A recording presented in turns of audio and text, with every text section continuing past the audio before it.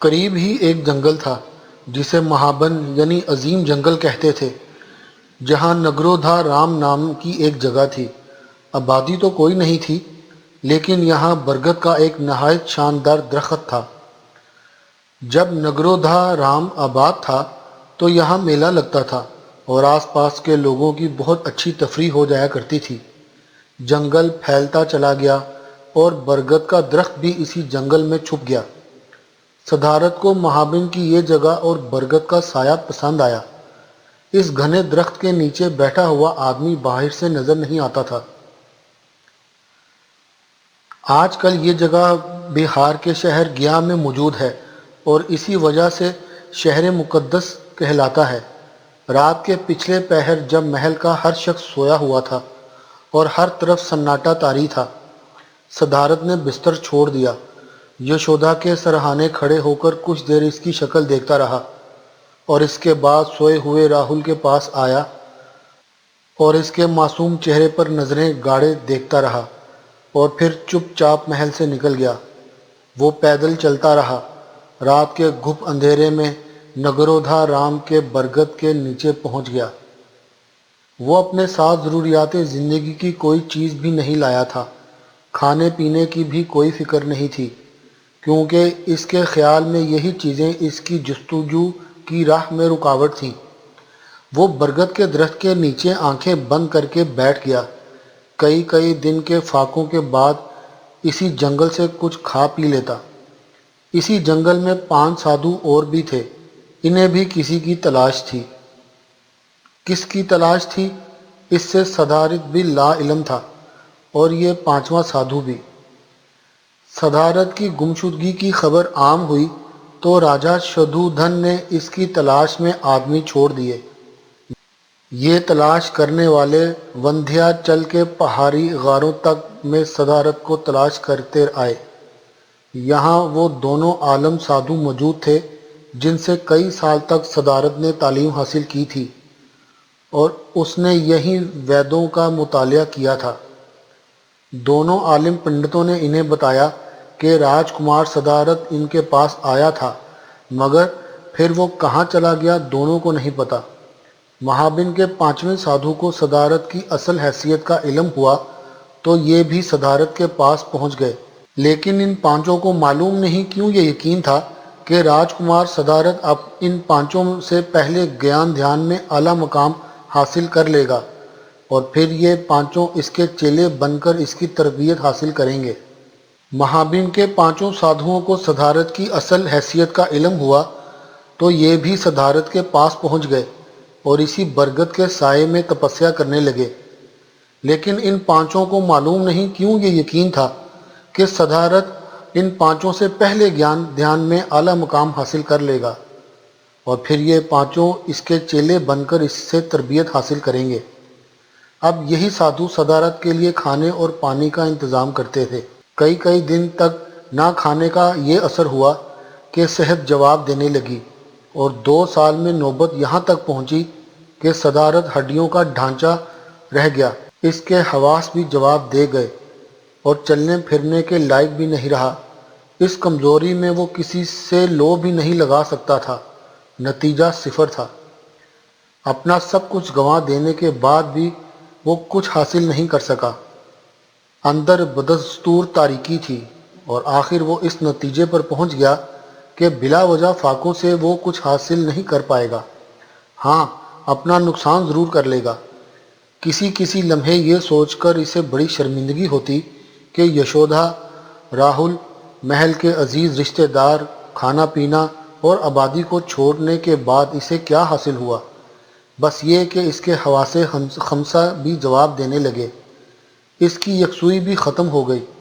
کھڑا ہوتا تو ڈگمگا جاتا، چلتا تو چلا نہ جاتا۔ اس نے 5 سادھوؤں کو بلا کر اعلان کر دیا کہ اب وہ بلا وجہ فاقے نہیں کرے گا، پیاس لگے گی تو ضرور پانی پیے گا۔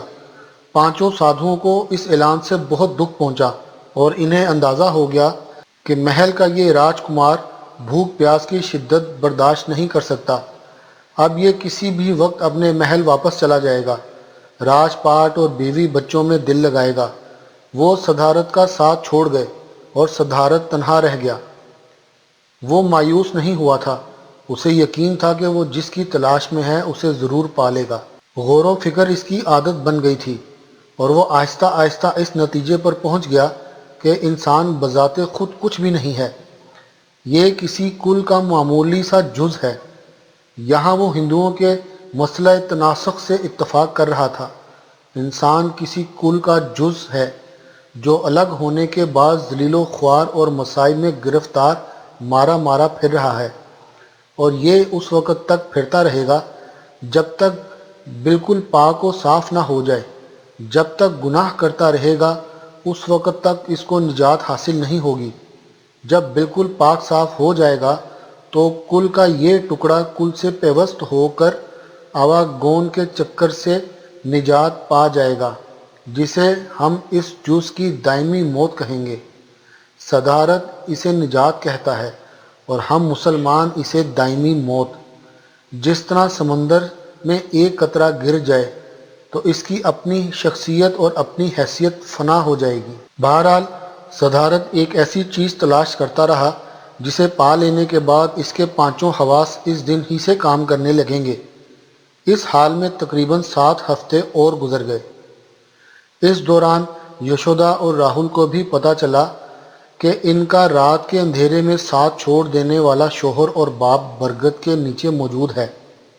وہ اسے لینے پہنچ گئے، لیکن اس خطرناک اور آزمائشی موقع پر صدارت نے اپنی آنکھیں بند کر لیں اور دونوں کو واپس جانے کا حکم دے دیا۔ اس نے کہا، میں جس منزل کو تلاش کر رہا ہوں تم لوگ میرے سامنے کھڑے ہو کر اسے کھوٹی نہ کرو۔ اب میں کسی مصرف کا نہیں رہا۔ جس طرح یہ روتے دھوتے آئے تھے اسی طرح روتے دھوتے واپس چلے گئے۔ اب صدارت کو اپنے اندر ایک روشنی دکھائی دینے لگی تھی۔ وہ اعلان کر رہا تھا، میں نے پا لیا، میں نے پا لیا۔ اس پانے میں بظاہر اسبات کا پہلو موجود ہے، لیکن اس کے افکار میں اول تا آخر کے سوا کچھ نہیں۔ جب اس سے پوچھا گیا کہ اس نے کیا پا لیا تو اس نے نہایت سوچ سمجھ کر جواب دیا، یاد رکھو، عمدہ اور نیک چیزوں سے عمدہ اور نیک چیزیں پیدا ہوتی ہیں، اور بری اور خراب چیزوں سے بری اور خراب چیزیں ہی پیدا ہوتی ہیں۔ اب صدارت گوتم بدھ ہو گیا تھا، یعنی روشن اور منور بزرگ۔ اب اس کے پاس اتنے افکار تھے کہ کوئی بھی اس سے اپنے سوالات کے جوابات حاصل کر سکتا تھا۔ گوتم بدھ کے ہاں مصائب کا دائرہ بہت وسیع ہے۔ اس نے دکھ کو اپنے وجود پر طاری کر لیا تھا۔ وہ خوشیوں میں سے بھی دکھ کے پہلو نکال لیتا تھا۔ کہتا تھا، انسانی وجود مصائب و آلام میں گھرا ہوا ہے اور اس میں 3 چیزیں شامل ہیں۔ 1 رنج و الم جن سے انسان مستقل دوچار رہتا ہے اور جن میں بیماری، بڑھاپا اور موت بہت اہم ہیں۔ 2 انیکا عارضی زندگی، یعنی دنیا فانی ہے، ہر چیز بدلتی رہتی ہے اور کوئی چیز اپنی اصل حالت پر برقرار نہیں رہتی۔ 3 اناتھا یعنی غیر حقیقی۔ عدم ثبات اور موت سے بھی بڑھ کر یہ مصیبت ہے کہ تمام چیزیں غیر حقیقی ہیں۔ اگر حقیقی ہوتی تو لافانی ہوتی۔ وہ اسی بات کو کچھ زیادہ وضاحت سے یوں کہتا ہے کہ زندگی کے 4 اعلیٰ صداقتیں ہیں۔ 1 زندگی دکھ ہے۔ 2 دکھ کا سبب خواہشات ہیں۔ 3 خواہشات سے خود کو بچایا جا سکتا ہے۔ 4 اس کے لیے نہ تو سخت ریاضت کی ضرورت پڑتی ہے اور نہ ہی عیش پرستی کی، بلکہ درمیانی راستہ اختیار کرنا چاہیے۔ گوتم بدھ کا کہنا تھا کہ انسان اپنی زندگی میں چاروں طرف سے مصیبتوں میں گھرا ہوتا ہے۔ اس کی ناکامی اور نامرادیاں مرتے دم تک باقی رہتی ہیں اور مرنے کے بعد بھی سکھ چین نہیں ملتا۔ وہ دوسرے وجود میں منتقل ہو کر دوبارہ پیدا ہو جاتا ہے اور اس طرح پھر مصیبتوں میں پھنس جاتا ہے۔ اب گوتم بدھ کے پاس لوگ جمع ہونے لگے۔ یہ لوگ گوتم کو اپنا مرشد مان چکے تھے۔ ان میں جاہل بھی تھے اور عالم بھی، زور آور بھی تھے اور کمزور بھی۔ یہ سب سوالات کے ساتھ حاضر ہوتے، سوالات کرتے اور انہیں جوابات دیے جاتے۔ یہ سوالات ایسے ہوتے تھے جن کے جوابات کی زد ہندو مذہب پر پڑتی تھی۔ ہندو پنڈت ان کی دشمنی میں اٹھ کھڑے ہوئے۔ حالانکہ خود گوتم بدھ لڑائی جھگڑے کے لیے تیار نہ ہوتا، مگر جب کوئی غلطی سے ادھر کی بات ادھر پہنچا دیتا تو جھگڑا شروع ہو جاتا۔ دو رشی آپس میں الجھ رہے تھے۔ بحث یہ تھی کہ کیا انسان برہما میں اپنی ذات سے متحد ہو سکتا ہے؟ وہ اسے اپنی زبان میں برہم پراپتی کہتے ہیں۔ دونوں رشی برہم پراپتی کے قائل تو تھے، لیکن طریقہ کار میں اختلاف تھا۔ ایک کہتا تھا کہ برہما کو اپنی ذات میں اتنا شامل کر لو کہ برہما اور تم ایک ہو جاؤ۔ دوسرا کہتا تھا کہ یہ مشکل طریقہ ہے، آسان طریقہ یہ ہے کہ برہما کی مورتی گھر میں رکھو، صبح شام خلوص نیت سے اس کی عبادت کرو اور مسلسل کرو، آخر ایک دن برہما میں شامل ہو جاؤ گے۔ دونوں مشکل اور آسان طریقوں پر بحث کرتے رہے، اور جب کوئی بھی دوسرے کو قائل کرنے میں کامیاب نہ ہوا تو یہ طے پایا گیا کہ گوتم بدھ کے پاس چلو اور برہم پراپتی کے اپنے اپنے اصول اس کے سامنے بیان کر دو، پھر دیکھو کہ وہ کس کے حق میں فیصلہ کرتا ہے۔ چنانچہ دونوں گوتم بدھ کے پاس پہنچ گئے اور دونوں باری باری اپنے طریقے اور اصول بیان کرنے لگے۔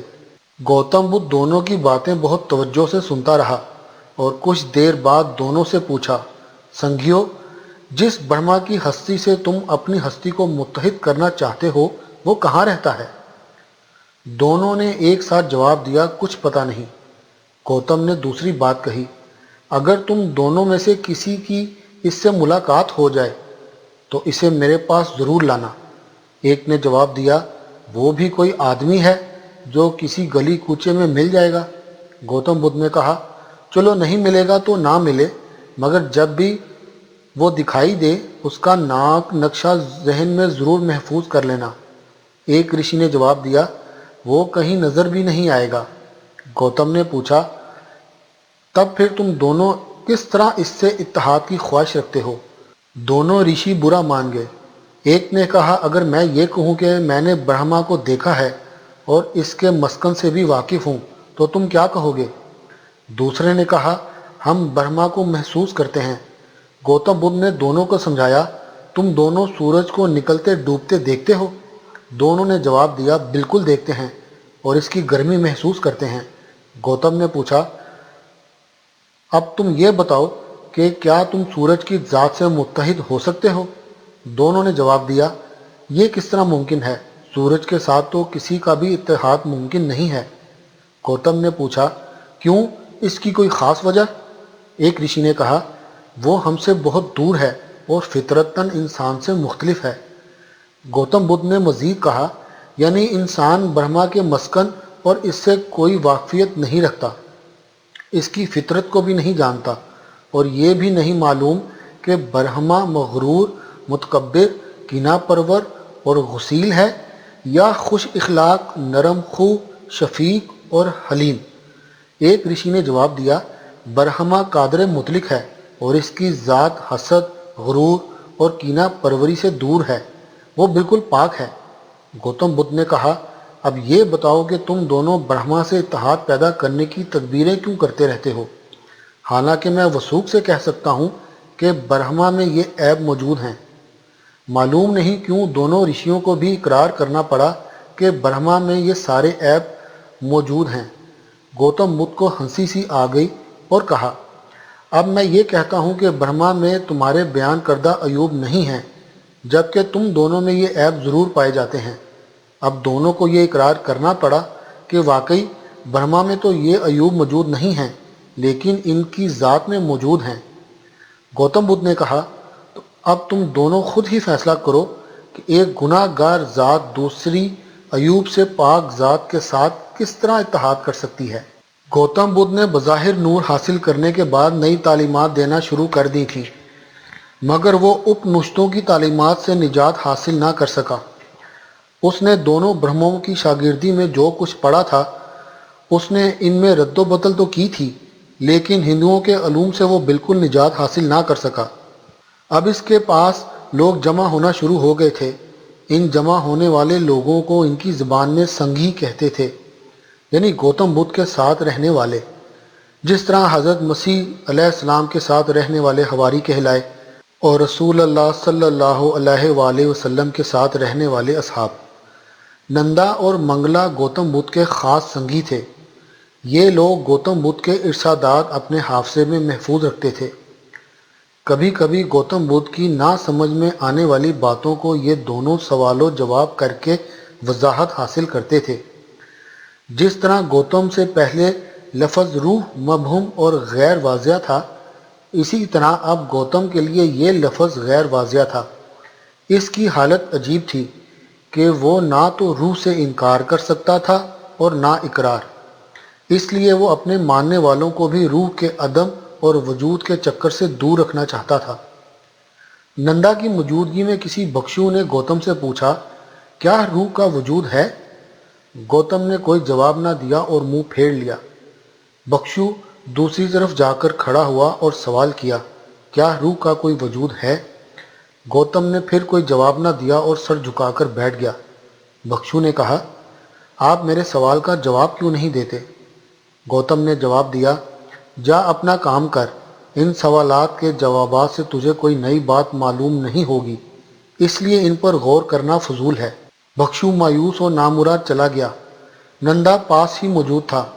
پوچھا، آپ نے اس کے سوالوں کے جواب کیوں نہیں دیے؟ گوتم نے کہا، صرف اس لیے کہ اگر میں اس سے پہلے سوال کے جواب میں ہاں کہہ دیتا تو اس سے ایک عام مروجہ عقیدہ کی تائید ہو جاتی کہ روح ایک مستقل اور دائمی چیز ہے، اور اسی طرح اگر میں اس کے دوسرے سوال کے جواب میں کہتا کہ روح کا وجود نہیں ہے تو روح کے وجود کے منکرین کی تائید ہو جاتی، اور میں نہیں چاہتا کہ میرا شمار ان دونوں طبقوں میں سے کسی ایک سے ہو، اور اس فضول بحث سے بخشو کو حاصل کیا ہوگا؟ اے نندا، تو میرے ماننے والوں میں اعلان کر دے کہ آئندہ وہ ان مذکورہ موضوعات اور مسائل پر کوئی بات نہ کریں۔ صدیوں سے بحث چلی آ رہی ہے۔ ایک مکتبہ فکر کہتا ہے کہ کائنات قدیم ہے، دوسرا کہتا ہے کہ یہ حادث ہے جو بہت بعد میں وجود میں آئی۔ کچھ نے کہا کہ کائنات لامحدود ہے، اور کچھ نے اس نظریے کو مسترد کر دیا اور کہا کہ کائنات محدود ہے۔ ایک طبقہ ہے جو کہتا ہے کہ انسانی روح جسم کے مماثل ہے، دوسرا کہتا ہے کہ یہ بالکل مختلف ہے۔ کچھ کا عقیدہ ہے کہ جس انسان کو نجات مل گئی وہ موت کے بعد بھی زندہ رہتا ہے، دوسرے نے اس کی تردید کر دی کہ جسے نجات حاصل ہو گئی وہ ہمیشہ کے لیے ختم ہو گیا۔ کچھ کا خیال ہے کہ انسان زندہ بھی ہے اور مردہ بھی، اور کچھ کا خیال ہے کہ نہ یہ زندہ ہے اور نہ مردہ۔ نندا جانتا تھا کہ دنیا کے ہر مذہب میں ان مسائل پر ضرور بات کی گئی ہے، اور یہی باتیں مذہب کے ماننے والوں کو متاثر بھی کرتی ہیں اور مرغوب بھی۔ اب اگر ان سے ماننے والوں کو خاموش کرا دیا جائے تو دوسرے مذاہب انہیں اپنی طرف متوجہ کر لیں گے۔ حالانکہ جس روشنی کی گوتم بدھ نے بات کی تھی، اس سے اللہ کے وجود اور ارواح کے وجود کی تائید ہو جاتی ہے۔ لیکن جب گوتم بدھ کسی اعلیٰ ذات کا انکار کرتا ہے تو یہ 7 ہفتوں کی کوشش کے بعد دل میں نمودار ہونے والی روشنی کیا تھی؟ حالانکہ اسی روشنی نے اسے گوتم بدھ بنا دیا تھا۔ یہی روشنی ایران کے زرتشت نے بھی دیکھی تھی، اور اسی روشنی کے جلوے کا مشاہدہ حضرت موسیٰ علیہ السلام نے کوہ طور پر کیا تھا۔ اور رسول اللہ صلی اللہ علیہ وآلہ وسلم نے قرآن کے حوالے سے فرمایا تھا، اللہ نور السماوات والارض، یعنی اللہ زمینوں اور آسمانوں کا نور ہے۔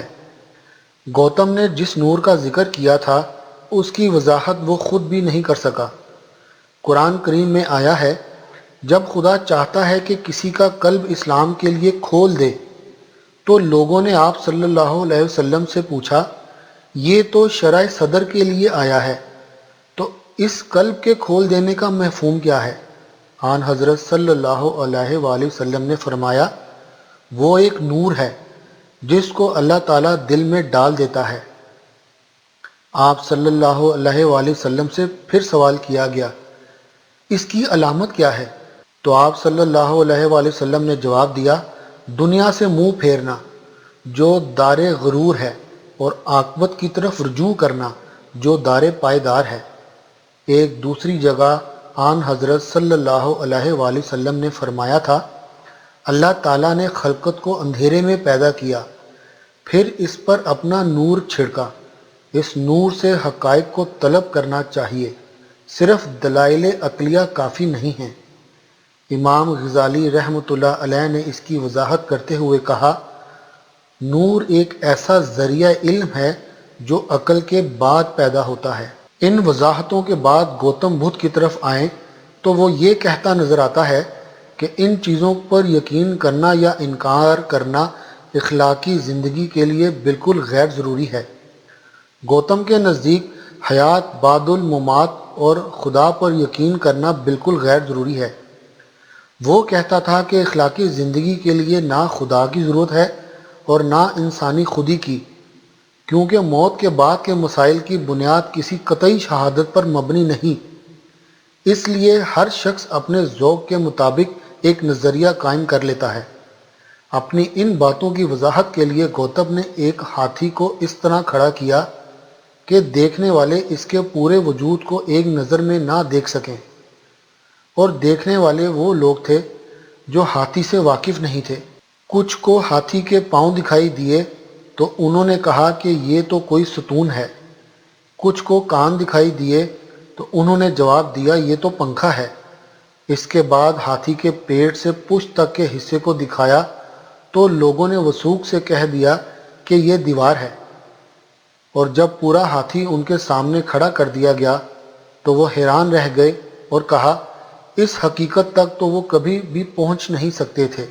گوتم بدھ نے ان سب سے کہا، میں نے یہ جو کچھ تمہیں دکھایا ہے اس کا تعلق مشاہدے سے ہے، لیکن جب کوئی موت کے بعد کی باتیں کرتا ہے تو ان کی کوئی شہادت نہیں ہوتی۔ جو گوتم ہاتھی کی مثال دے کر ما بعد الطبیعتی مسائل کا مذاق اڑا رہا تھا، وہی نروان کی بات کرتا ہے، یعنی دائمی نجات کی۔ جب وہ یہ کہتا ہے کہ روح کبھی ختم نہیں ہوتی اور اس کا سفر جاری رہتا ہے، تو پھر جب انسان گناہوں اور برائیوں سے پاک ہو جاتا ہے تو اس کا یہ آنے جانے کا چکر ہمیشہ کے لیے ختم ہو جاتا ہے اور اسے دائمی نجات حاصل ہو جاتی ہے۔ تو یہ جو کچھ گوتم نے بتایا، کیا اس کے شاہد مل جائیں گے؟ یا گوتم بدھ کو ان کے شاہد مل گئے تھے اور آج تک کسی ذریعے سے بھی گوتم بدھ کے اس عقیدے کی تصدیق ہو سکی ہے؟ نروان، اگر گوتم بدھ کا عقیدہ تھا تو عقیدے کا تعلق ایمان سے ہوتا ہے، یعنی جس کی عقل، مشاہدہ اور تجربے سے تصدیق نہ ہو، اور جہاں تک عقل کی رسائی ممکن نہ ہو وہاں عقیدہ کام کرتا ہے۔ فرشتے، روز قیامت، نکرین، جنت، دوزخ، شیطان، ان تمام چیزوں کو سمجھنے کے لیے عقل کافی نہیں ہے، یہاں عقیدے سے کام لیا جاتا ہے۔ گوتم کے نروان کو اگر نظریہ کہا جائے تو دنیا کے نظریات بدلتے رہتے ہیں اور کوئی بھی نظریہ قطعی واقعہ نہیں بن سکتا۔ اب اگر نروان کو واقعہ کہا جائے تو یہ واقعیت کی تعریف پر بھی کبھی پورا نہیں اترا اور نہ کبھی پورا اترے گا۔